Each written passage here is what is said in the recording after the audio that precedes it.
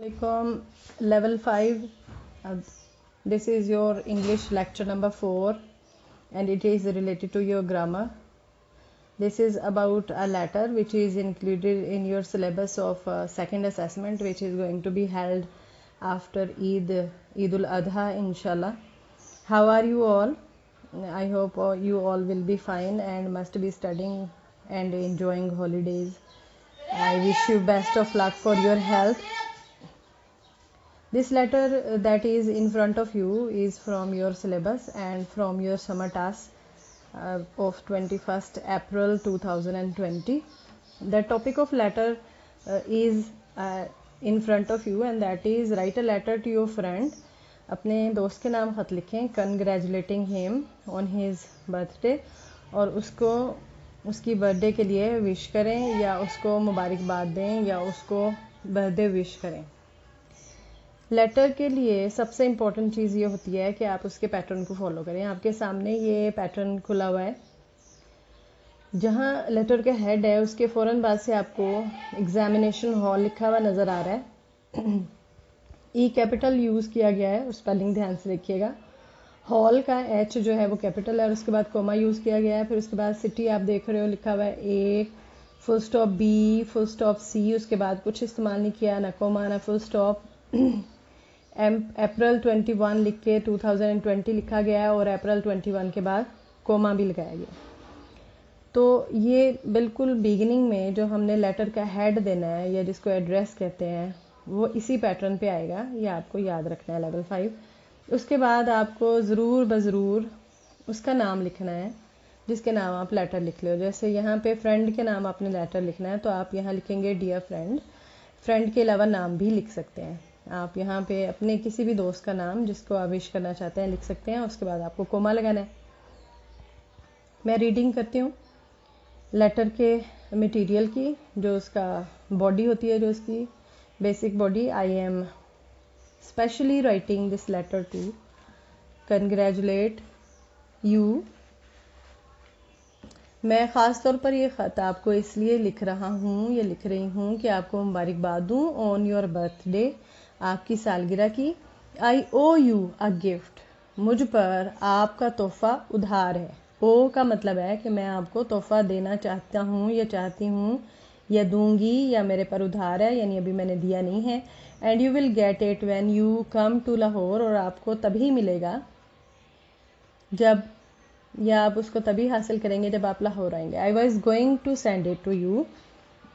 मैं इसे आपको भेजने ही वाली थी या वाला था बाय पोस्ट.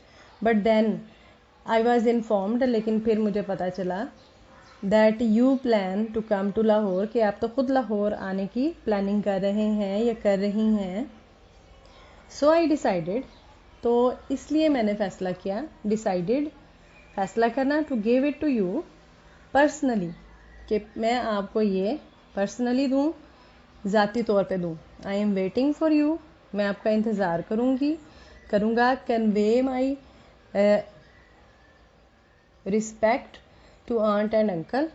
मेरा एहतराम भरा सलाम अपने फादर, जो ज़ाहिर है आपके अंकल या आंटी हैं, माँ बाप को दीजिएगा, अंकल और आंट को दें. विशिंग यू दी बेस्ट, आपके लिए बेहतरीन की ख्वाहिश करते हुए. योर सिंसियरली, आपकी मुखलिस या आपका मुखलिस. XYZ नाम लिखा जा सकता है. यहाँ पे X के बाद फुल स्टॉप है, Y के बाद फुल स्टॉप है और फिर Z लिखा गया है. तो बेटा आप लोगों ने लेटर में जो चीज़ें ध्यान रखनी होती हैं वो उसका सैल्यूटेशन, उसका हेड, सबसे पहले एग्जामिनेशन हॉल वगैरह जहाँ लिखते हैं उसको प्रॉपर उसी जगह पे with proper commas and full stops होना चाहिए, विद प्रॉपर डेट. सैल्यूटेशन यानी कि जिसको आपने लिखना है उसका नाम वगैरह लिखना ज़रूरी है. Body matters a lot, body में स्पेलिंग मिस्टेक्स वगैरह ना हो, उसको उसी प्रॉपर जगह पे लिखना ज़रूरी है. और उसकी एंडिंग नोट्स बहुत ज़रूरी हैं. तो लेटर में जो है इन्हीं चीज़ों का ध्यान रखना ज़रूरी है. आपके सामने मैंने इस लेटर की रीडिंग की है ताकि आपको अच्छी तरह से समझ आ जाए. आई होप कि आपको समझ आई होगी, आप इसको अच्छे तरीके से याद करेंगे. I wish you best of luck बेटा. ओके जी, अल्लाह हाफिज़. अस्सलाम वालेकुम प्यारे बच्चों. लेवल 5 और 6 दोनों के बच्चों को मुखातिब हूँ मैं. मैं आपकी इंग्लिश टीचर हूँ बेटा, और मेरे सामने से जो समर टास्क खुला है वो 11 मई 2020 का है। ये लेक्चर नंबर 4 है लेवल 6 के लिए, लेकिन लेवल 5 के लिए ये लेक्चर नंबर 7 समझ लें आप। क्योंकि प्रेजेंट कॉन्टिन्यूस का जो टॉपिक है वो दोनों का ही टॉपिक है और दोनों को डिफरेंट टाइम में इसको पढ़ने का मौका मिलेगा। बहरहाल लेक्चर जो है वो उसमें मैं सम अप कर दूंगी कि हम प्रेजेंट कॉन्टिन्यूस को कैसे लिखते हैं और कैसे हम उसको पहचानते हैं और हमें क्या क्या रूल्स फॉलो करने पड़ते हैं उसको लिखने के लिए इंग्लिश और उर्दू में। कोशिश तो यही है बेटा कि आप लोगों को घर बैठे किसी ना किसी तरीके से थोड़ा बहुत हम गाइडलाइन दे दें। अल्लाह ताला आप सब लोगों के लिए बेहतर करे। उम्मीद है कि इंशाल्लाह आपको कुछ ना कुछ इससे समझ आएगा। अगर आप समर टास्क खोल के बैठेंगे सामने तो फिर आपके लिए समझना ज़्यादा आसान है। जैसे 11 मई 2020 का जो समर टास्क मेरे सामने खुला हुआ है, सेम आपके पास ऐसा मौजूद है, तो आप उसको सामने खोल के बैठ के लेक्चर सुनेंगे तो आपको ज़्यादा अच्छे तरीके से समझ आएगी। तो बहरहाल हमारा जो टॉपिक है वो प्रेजेंट कॉन्टिन्यूस है, हाल जारी। ठीक है, उर्दू में मैंने इसमें शुरू में लिख दिया है कि ये इसको प्रेजेंट कॉन्टिन्यूस को उर्दू में हाल जारी कहते हैं। तो उर्दू में ऐसे जुमले के आखिर में रहा है, रही है, रहे हैं, रहा हूँ वगैरह आता है जिनका ताल्लुक हाल जारी से हो। मतलब ऐसे सारे जुमले जिसके एंड पे जैसे रहा है, रही है वगैरह आए तो वो प्रेजेंट कॉन्टिन्यूस के जुमले होते हैं। फॉर एग्जांपल, मैं खा रहा हूँ, मैं जा रहा हूँ, रही हूँ, वो जा रहे हैं, वो हमारे घर आ रहे हैं वगैरह। यहाँ जो मिसाल मैंने कोट की है वो आपके सामने लिखी हुई है। लिखा हुआ है मिसाल, बच्चे तितलियाँ पकड़ रहे हैं। तो इसके एंड पे रहे हैं आया। पकड़ना फ़र्क हो सकता है, कोई चीज़ खाना, पीना, पकड़ना, सोना, जागना, लेकिन जब वो जारी हालत में लिखेंगे तो हम रहा है ऐड करेंगे और इसमें भी हमने किया। तो मिसाल है बच्चे तितलियां पकड़ रहे हैं। जब उसकी ट्रांसलेशन इंग्लिश में की तो वो भी आपके सामने लिखी हुई है। The children are catching butterflies. Children are catching butterflies. इसमें आपने देखा कि चिल्ड्रन बच्चों के लिए इस्तेमाल किया है, और हेल्पिंग वर्ब है जो चिल्ड्रन प्लूरल होने की वजह से इस्तेमाल किया गया। कैचिंग वर्ब है पकड़ने का, आईएनजी की फॉर्म इस्तेमाल की गई। बटरफ्लाइज तितलियों को कहते हैं। The children are catching butterflies, बच्चे तितलियां पकड़ रहे हैं। तो फॉर्मूला क्या है कि सब्जेक्ट के बाद हम इज आर एम का इस्तेमाल करते हैं जो हेल्पिंग वर्ब होता है। उसके बाद फर्स्ट फॉर्म के साथ आईएनजी लगाई जाती है, फिर उसके बाद ऑब्जेक्ट लिखा जाता है। The children subject, are helping verb, catching first form plus ing वाला वर्ब जो मेन वर्ब है, ऑब्जेक्ट यहाँ पे बटरफ्लाई है। उसके बाद बेटा जो मैंने लिखा है वो आपको ये बताने की कोशिश कि प्रेजेंट कॉन्टिन्यूस टेंस में मैंने आपको ये बताने की कोशिश की है बेटा कि प्रेजेंट कॉन्टिन्यूस टेंस में 3 हेल्पिंग वर्ब हैं। ठीक है, कोशिश क्या है, मतलब ये इसका रूल है, तो ये आपको पता होना चाहिए। इसके लिए मैं आपको बता रही हूँ कि सबसे पहला जो हेल्पिंग वर्ब है जिसे हम पहचानते हैं कि ये हमारा सेंटेंस प्रेजेंट कॉन्टिन्यूस क्या है, इज़ का इस्तेमाल। दूसरा हमारा जो हेल्पिंग वर्ब है वो आर है, और तीसरा हमारा हेल्पिंग वर्ब एम है। सिर्फ इज़ आर एम का होना ज़रूरी नहीं है, ये एक अलग बात है, लेकिन जिस सेंटेंस में ये तीनों मौजूद हों, तीनों में से एक, मेरे कहने का मतलब ये है कि हर जुमले में तीनों इकट्ठे इस्तेमाल नहीं हो सकते हैं। तो हर जुमले के हिसाब से, सब्जेक्ट के हिसाब से इज़ का इस्तेमाल, आर का इस्तेमाल या एम का इस्तेमाल आपको नज़र आए, और वर्ब आपको फर्स्ट फॉर्म के साथ आईएनजी लगा हुआ नज़र आए जो एंड में लिखा है मैंने, तभी वो जो जुमला है वो प्रेजेंट कॉन्टिन्यूस का जुमला है। जैसे कि आपने ऊपर मिसाल में देखा, बच्चे तितलियां पकड़ रहे हैं, लिखा उर्दू में जो है वो आपके सामने, और इंग्लिश में जो लिखा है वो भी आपके सामने। The children are catching butterflies.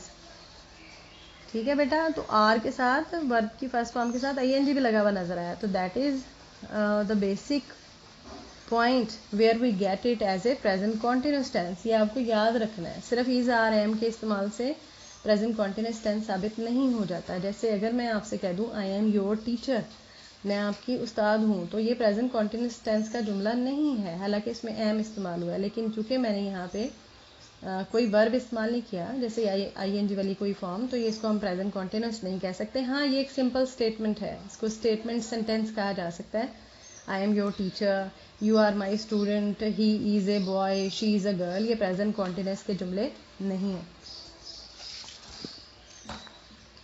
Summer task 12 में के टास्क में प्रेजेंट कॉन्टिन्यूस के कुछ और जुमले आपके सामने मैंने लिख के भेजे थे। आपके सामने हैं, वो इस वक्त भी मेरे पास भी मौजूद हैं। पहला जुमला था मैं वक्त ज़ाया कर रहा हूँ, I am wasting my time भी लिखा जा सकता है, आई एम वेस्टिंग टाइम भी लिखा जा सकता है। उसके बाद अगला जुमला था I am not wasting time, ये मैंने इसका मनफी बनाया था, आप भी देख लें कि इसमें नॉट का इस्तेमाल एम के बाद किया गया है। फिर उसके बाद हम ने सवालिया जुमला बनाया, तो हमने क्या का इस्तेमाल किया उर्दू में, क्या मैं वक्त ज़ाया कर रहा हूँ, और हमने क्वेश्चन मार्क लगाया, और इंग्लिश में लिखते हुए एम आई वेस्टिंग टाइम कर दिया। मनफी सवालिया बनाते हुए क्या मैं वक्त ज़ाया नहीं कर रहा हूँ, am I not wasting time, question mark भी लगाया, हेल्पिंग वर्ब को भी शुरू में लिखा, और उसके बाद हमने नॉट भी लगाया। बात यह है कि अगर आपको प्रेजेंट इंडेफिनिट की समझ आ गई थी तो फिर आपको ये पता चल गया होगा कि हर जुमले को लिखने के 4 तरीके होते हैं, एक सादा, एक मनफी, एक सवालिया और एक मनफी सवालिया। सादा फिक्रा में ना तो नॉट इस्तेमाल होता है, ना क्वेश्चन मार्क इस्तेमाल होता है, जैसा कि आपके सामने है, मैं वक्त ज़ाया कर रहा हूँ। मनफी जुमले में हम नहीं का इस्तेमाल करते हैं उर्दू में, और इंग्लिश में नॉट का इस्तेमाल करते हैं, इसके अलावा कोई प्रॉब्लम नहीं आती है, ना ही कोई चेंज आता है। सवालिया में हमें उसको सवाल में तब्दील करना है, जैसे क्या मैं वक्त ज़ाया कर रहा हूँ, और मनफी सवालिया में हमें क्या करना है कि हमें उसको चेंज करना है, मनफी में भी और सवालिया में भी हमने उसको क्वेश्चन में भी चेंज करना है, उसको नॉट भी लगाना है। उर्दू में जहाँ हम क्या का इजाफा करते हैं, तो इंग्लिश में हम हेल्पिंग वर्ब को सेंटेंस के शुरू में लिख देते हैं, जो आपको दोनों फिक्रों के शुरू में नज़र आ रहा होगा, सवालिया में भी और मनफी सवालिया में भी। एम आई वेस्टिंग टाइम सवालिया जुमला, am I not wasting time मनफी सवालिया जुमला।